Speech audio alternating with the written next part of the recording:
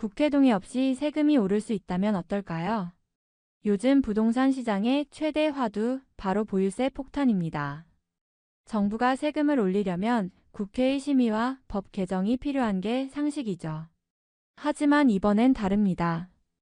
법을 바꾸지 않고도 단 시행령 2개만으로 세금을 크게 올릴 수 있는 길이 열려 있습니다.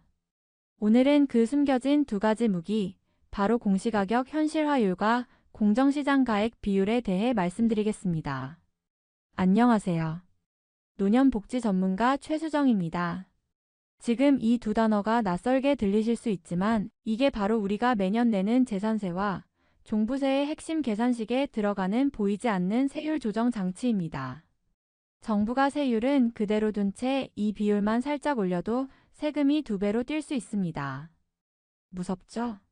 그런데 더 놀라운 건 이런 조정은 국회의 동의 없이 시행령 하나로 가능하다는 사실입니다. 오늘 영상에서는 이 2시행령이 어떻게 세금 폭탄을 불러오는지, 그리고 정부가 왜 굳이 이 길을 택하려 하는지 하나씩 짚어드리겠습니다. 시작 전 여유가 되시는 분들은 구독과 좋아요로 힘을 주세요. 이 영상이 여러분의 세금과 복지 이해에 큰 도움이 될 겁니다. 그럼 지금부터 시작하겠습니다.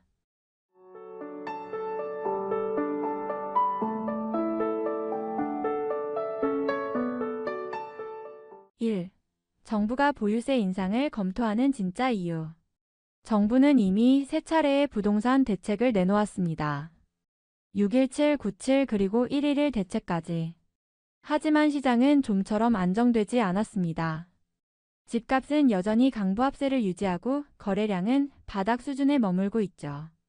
이런 상황에서 정부가 꺼낸 다음 카드가 바로 보유세 인상입니다. 사실 보유세 인상은 단순한 세금 문제가 아닙니다. 경제 전반의 조세구조 개편과 맞닿아 있습니다. 부동산 세제의 이상적인 방향은 이론적으로 명확합니다. 보유세는 올리고 거래세는 내린다. 즉, 집을 많이 가지고 있으면 더 내고 사고 팔 때는 부담을 줄여서 시장의 순환을 유도하겠다는 원리죠. 이론적으로는 완벽하지만 현실에서는 이 조정이 쉽지 않습니다. 거래세를 낮추면 지방정부의 재정이 줄어듭니다. 반대로 보유세를 올리면 국민 반발이 커지죠. 결국 정부는 정치적 타이밍과 사회적 파급력을 모두 고려해야 합니다. 특히 내년 6월로 예정된 지방선거가 큰 변수입니다. 지금 보유세를 인상하면 당장 표심에 영향을 미칠 수 있습니다. 정부로서는 정책의 명분과 선거의 현실 사이에서 큰 딜레마에 빠진 겁니다. 그렇다고 손 놓을 수도 없습니다. 현재 부동산 보유세, 즉 재산세와 종합부동산세의 비중은 전체 세수에서 5%도 안 됩니다. 거래세에 비해 턱없이 낮은 수준이죠. 이 구조로는 안정적 세수 확보가 어렵고 부동산 시장의 불균형도 해소되지 않습니다.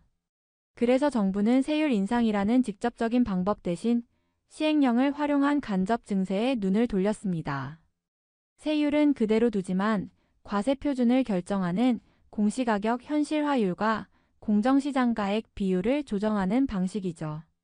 이 2가지를 조금만 손봐도 세금은 2배, 3배까지 뛸 수 있습니다. 겉보기엔 조용하지만 실제론 국민 부담이 커지는 방식. 이것이 바로 정부가 택한 보이지 않는 증세의 시작입니다. 2. 지방 재정 딜레마. 취득세는 지방세, 종부세는 국세. 정부가 보유세 인상에 신중하면서도 결국 이 방향을 포기하지 못하는 이유는 바로 지방 재정입니다. 우리나라의 부동산 세제 구조를 보면 거래할 때 내는 세금인 취득세는 지방세이고 집을 보유할 때 내는 종합부동산세는 국세입니다. 즉, 거래세는 지자체의 주요 재원이고 보유세는 중앙정부의 세수입니다. 이 2 세금의 규모를 보면 딜레마의 본질이 명확해집니다. 2023년 기준으로 전국 지방자치단체가 거둔 취득세 규모는 약 26조 원, 반면 국세인 주택분 종합부동산세는 1조 원 남짓에 불과합니다. 무려 26배의 격차가 나죠. 이 상황에서 정부가 거래를 활성화하자며 취득세를 인하하면 어떤 일이 벌어질까요? 지자체의 재정이 바로 흔들립니다. 예를 들어 취득세를 10%만 낮춰도 약 2조 6천억 원이 사라집니다. 중앙정부 입장에서는 지방 재정에 구멍을 메워야 하고 결국 국세인 종부세를 2에서 3배 이상 올려야 균형이 맞게 됩니다. 그러나 종부세 인상은 정치적으로 매우 민감한 사안입니다. 특히 고령층 1주택자, 은퇴세대, 소득이 거의 없는 자산가들에게 직접적인 부담이 가기 때문입니다. 이 때문에 정부는 세율을 직접 건드리지 못하고 대신 재산세와 공시가격, 공정시장 가액 비율 같은 간접 항목을 조정하는 쪽으로 눈을 돌린 겁니다. 요약하자면 정부는 거래세를 내리고 시장 순환을 유도하고 싶지만 지방정부의 반발 때문에 불가능합니다. 결국 지방정부의 곳간을 지키면서 중앙정부의 세수를 늘리는 방법, 그게 바로 보유세 조정입니다. 이 딜레마 속에서 정부는 정치적 부담이 적고 국회 동의 없이 가능한 수단, 즉 시행령 조정이라는 길을 택하려 하고 있습니다. 이제부터는 그 핵심 무기 중 첫 번째인 공시가격 현실화율, 즉 세금 계산의 출발점을 어떻게 바꾸려 하는지 살펴보겠습니다. 3. 시행령 무기 1. 공시가격 현실화율. 보유세 계산은 아주 단순해 보이지만 사실은 공시가격이라는 정부가 정한 기준 가격에서 출발합니다. 많은 분들이 우리 집 시세가 10억이니까 세금도 그 기준으로 매기겠지라고 생각하시지만 그렇지 않습니다. 정부는 시세가 아닌 공시가격을 기준으로 삼습니다. 이 공시가격이 바로 세금 계산의 첫 번째 문이고 그 안에서 중요한 역할을 하는 것이 공시가격 현실화율입니다. 공시가격 현실화율은 시세 대비 공시가격의 비율을 뜻합니다. 예를 들어 시세가 10억 원인 아파트의 현실화율이 69%라면 공시가격은 6억 9천만 원으로 책정됩니다. 그런데 정부가 현실화율을 90%로 올린다면 어떻게 될까요? 세금 계산의 출발점이 6억 9천에서 9억으로 오르게 됩니다. 그 결과 세금이 단순히 몇 퍼센트가 아니라 두세 배 이상 급등할 수 있습니다. 이 구조가 무서운 이유는 정부가 세율을 올리지 않아도 세금이 오를 수 있다는 점입니다. 국민 입장에서는 세율이 그대로인데도 세금 고지서가 왜 이렇게 올랐지? 라는 일이 벌어지는 거죠. 즉, 보이지 않는 증세가 가능해집니다. 물론 현실화율 조정은 법률 개정이 필요한 부분입니다. 그래서 정부가 단기간에 마음대로 바꾸긴 어렵습니다.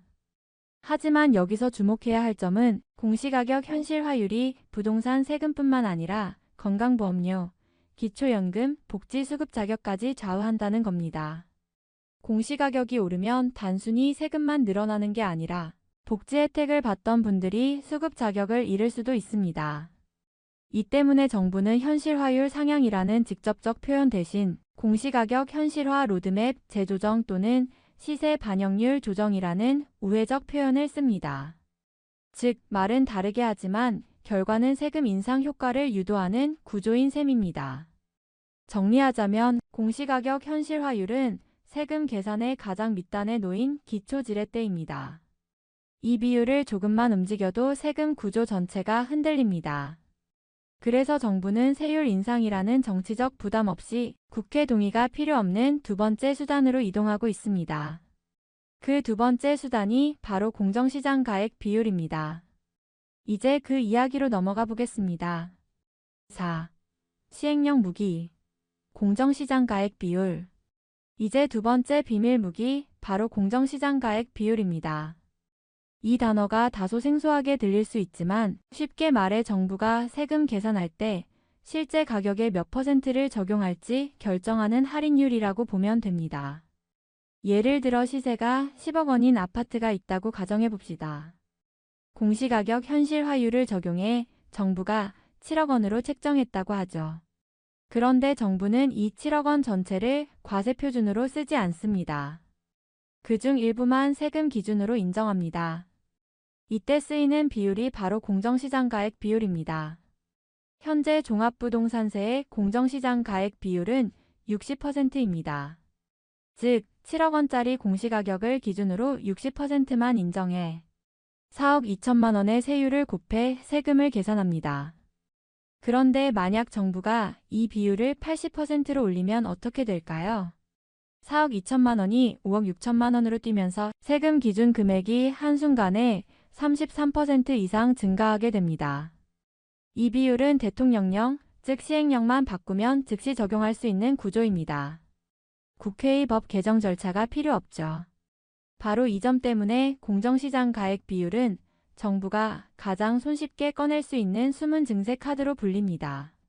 세율을 올리면 국민적 반발이 거세지만 이 비율을 조정하면 세금은 조용히 그러나 확실하게 오릅니다. 실제 사례를 하나 들어볼까요? 서울에 20억 원짜리 아파트를 가진 65세 김모 씨가 있습니다. 현재 공시가격이 시세의 약 69% 수준이라면 약 13억 8천만 원, 여기서 1세대 1주택 공제 12억 원을 빼면 과세표준은 1억 8천만 원이 됩니다. 여기에 공정시장 가액 비율 60%를 곱하면 최종 과세표준은 1억 800만 원입니다. 하지만 비율을 80%로 올리면 이 과세표준은 1억 4,400만 원, 즉 세금 기준이 약 33% 상승하게 되죠. 여기에 공시가격까지 함께 현실화되면 세금은 최대 2에서 3배까지 오를 수 있습니다. 이처럼 공정시장 가액 비율은 세율을 건드리지 않아도 세금을 올릴 수 있는 보이지 않는 조정 장치입니다. 그래서 정부는 최근 세제 개편 논의에서 이 비율을 70에서 80% 수준으로 높이는 방안을 검토 중이라는 이야기가 꾸준히 나오고 있습니다. 요약하자면 공정시장 가액 비율은 국회 동의 없이 가능한 증세의 핵심 열쇠입니다. 그리고 이 비율이 오를 때마다 우리의 재산세종부세 고지서는 한층 무거워집니다. 이제 이런 조정이 단순히 세금 문제를 넘어 복지 혜택과 연금 수급 자격까지 영향을 미친다는 점을 살펴보겠습니다. 숨겨진 파급효과 공시가격 인상은 복지에도 직격탄. 보유세 인상은 단순히 세금이 늘어나는 문제로 끝나지 않습니다. 진짜 문제는 이 공시가격이 각종 복지제도의 기준값으로 쓰인다는 것입니다. 즉, 세금만 오르는 게 아니라 복지 혜택이 줄어드는 이중 타격이 생긴다는 뜻이죠. 공시가격은 재산세나 종부세뿐만 아니라 건강보험료, 기초연금, 장기요양보험, 국민기초생활보장, 각종 복지지원금 등 무려 7개 이상의 행정지표에 연동되어 있습니다. 이 말은 정부가 공시가격 현실화율을 올리면 세금만 오르는 게 아니라 복지기준선 자체가 바뀌어 수많은 가구가 지원 대상에서 탈락할 수 있다는 뜻입니다. 예를 들어볼게요. 서울에서 은퇴 후 1주택으로 살아가는 70대 어르신이 있다고 합시다. 시세 10억 원짜리 아파트 한 채를 가지고 있지만 소득은 거의 없습니다. 그런데 공시가격 현실화율이 69%에서 90%로 올라가면 공시가격이 6억 9천만 원에서 9억 원으로 뛰게 됩니다. 이 순간 건강보험 지역 가입자의 보험료 부과 기준이 높아져 매달 내야 하는 보험료가 오르고 기초연금 수급 자격도 박탈될 가능성이 생깁니다. 즉, 소득은 그대로인데 세금과 부담금만 늘어나는 역설적인 상황이 벌어지는 겁니다. 문제는 이런 변화가 시행령 하나만으로도 가능하다는 점입니다. 공시가격을 현실화하면 법을 고치지 않아도 행정지표들이 자동으로 조정됩니다. 국민 입장에서는 아무런 공로나 가정 없이 나는 가만히 있었는데 세금이, 보험료가, 심지어 복지기준까지 바뀌었다는 결과를 맞게 되는 거죠. 이 때문에 학계나 복지 전문가들 사이에서는 공시가격 조정은 세금 정책이 아니라 복지 정책의 축 변경과 같다는 지적이 나옵니다. 특히 은퇴 세대나 저소득 고령층은 이 변화에 가장 취약합니다. 소득이 없기 때문에 복지 혜택이 마지막 안전망인데 그마저도 재산 평가 기준이 오르면서 사라질 위험에 놓인 겁니다. 결국 공시가격 현실화율과 공정시장 가액 비율의 조정은 세금의 문제가 아니라 국민 삶의 구조를 흔드는 변수입니다. 그래서 이 논의는 단순히 보유세 인상이 아니라 복지와 세금의 경계가 무너지는 문제로 봐야 합니다. 이제 다음으로 정부가 이런 상황 속에서 왜 여전히 보유세 개편을 추진하려 하는지, 그리고 어떤 정치적 계산이 숨어 있는지를 살펴보겠습니다. 6. 정치-사회적 딜레마. 보유세 개편을 앞두고 정부가 가장 두려워하는 건 단 하나입니다. 바로 정치적 후폭풍입니다. 세금은 숫자의 문제가 아니라 심리의 문제이기 때문이죠. 특히 부동산 세금은 유권자들의 표심과 직결됩니다. 정부가 보유세를 조금만 올려도 집 가진 사람만 때리는 정책이라는 인식이 확산되면 여론은 순식간에 돌아섭니다. 첫 번째 부담은 선거입니다. 내년 6월 지방선거를 앞두고 정부가 보유세 인상 카드를 꺼내면 지방자치단체장 후보부터 국회의원까지 모두 반발하게 됩니다. 보유세 인상은 세수 확보엔 도움이 되지만 표심에는 독이 되기 때문이죠. 이 때문에 정부는 직접 인상 대신 시행령 조정을 통한 조용한 증세를 택하려는 겁니다. 두 번째는 형평성의 딜레마입니다. 현재 세법상 다주택자는 중과세를 받고 있지만 반대로 서울의 고가 1주택자는 오히려 혜택을 누리고 있습니다. 예를 들어 서울의 20억짜리 아파트 한 채를 가진 사람은 1세대 1주택 공제와 고령 자장기 보유 공제를 동시에 받아 실질 세율이 크게 낮아집니다. 반면 지방의 5억짜리 아파트를 3채 가진 사람은 총 자산은 더 적어도 다주택자라는 이유만으로 더 많은 세금을 냅니다. 이런 불균형이 세금의 역전 현상을 만든 겁니다.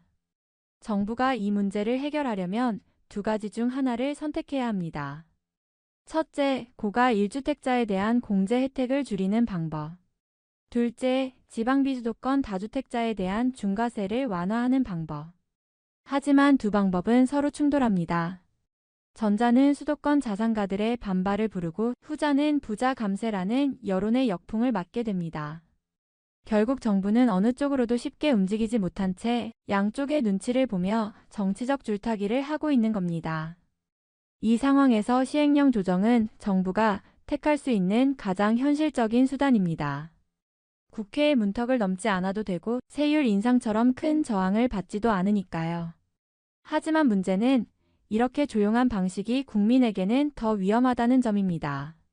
논의나 공론화 없이 조정되는 세금은 결국 서민과 중산층에게 예고 없이 부담으로 돌아오기 때문입니다. 정리하자면 보유세 개편의 정치적 딜레마는 누구의 부담으로 균형을 맞출 것인가의 문제입니다. 이제 마지막으로 정부가 실제로 예상하고 있는 단기 중장기 세제 개편 방향을 짚으며 마무리하겠습니다. 7. 결론. 결국 이번 보유세 개편 논란의 핵심은 세금을 얼마나 올릴 것인가가 아니라 누구의 부담으로 균형을 맞출 것인가입니다. 정부는 세율을 직접 건드리지 않고 시행령이라는 우회로를 선택했습니다. 공시가격 현실화율과 공정시장 가액 비율. 단 두 가지 숫자만 움직여도 세금은 조용히 그러나 확실하게 오릅니다. 국회의 문턱을 넘지 않아도 되기에 빠르고 효율적이지만 그만큼 국민에게는 통보식 증세가 될 수 있습니다. 정책의 목표는 분명합니다. 부동산 시장의 정상화, 그리고 조세 구조의 합리화. 하지만 그 과정에서 세금의 무게는 어디로 향할까요?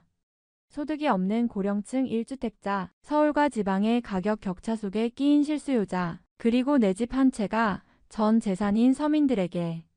이 변화는 단순한 숫자 조정이 아닙니다. 생활비, 복지 혜택, 노후의 안전망까지 흔드는 파급력입니다. 정부는 합리적 조정이라 말하지만 국민이 체감하는 건 조용한 압박입니다. 보유세를 둘러싼 이번 논의는 결국 세금의 공정성과 복지의 지속 가능성 사이에서 어디까지 균형을 맞출 수 있느냐의 싸움이 될 겁니다. 오늘의 한 줄 메시지로 마무리하겠습니다. 세제 개편이란 누구의 희생으로 균형을 맞출 것인가의 문제다. 지금까지 노년복지 전문가 최수정이었습니다. 오늘 내용이 도움이 되셨다면 구독과 좋아요, 그리고 여러분의 생각을 댓글로 남겨주세요. 다음 시간에는 정부가 실제 검토 중인 보유세 완화 방안, 그리고 2025년 이후 달라질 세제 구조에 대해 더 깊이 이야기해드리겠습니다. 감사합니다.